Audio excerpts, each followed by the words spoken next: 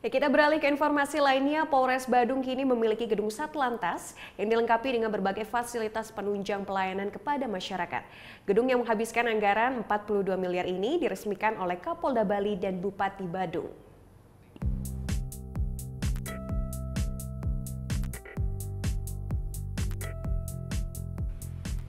Setelah melalui proses pembangunan selama 4 bulan, gedung Satlantas Polres Badung akhirnya diresmikan oleh Kapolda Bali. Peresmian gedung yang menghabiskan anggaran sebesar 42 miliar rupiah ini berlangsung pada tanggal 5 Maret kemarin. Pembangunan gedung yang didanai oleh Pemkab Badung ini terdiri dari 4 lantai. Gedung yang bernama Paramarada Gantari nantinya akan digunakan untuk segala jenis pelayanan kepada masyarakat, seperti pengurusan SIM, SKCK, dan lain-lain.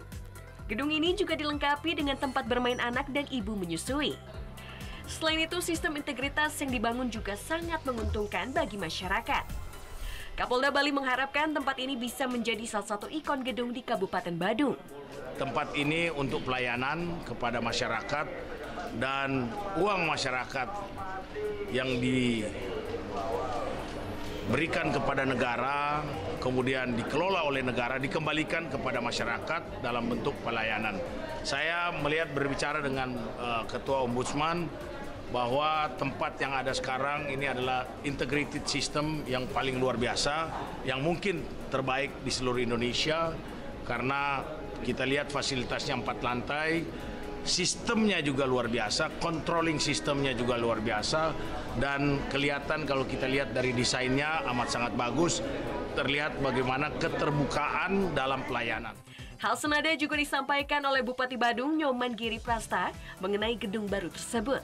Dan ini kita bangun dengan DID, Detail Engineering Design, itu sudah melibatkan dari timnya beliau, sehingga kebutuhan yang akan difasilitasi berkenaan dengan pelayanan ini semua sudah terisi. Karena beliau sudah tahu, bahkan dalam kantor ini ada juga pelayanan kepada masyarakat yang berkebutuhan khusus.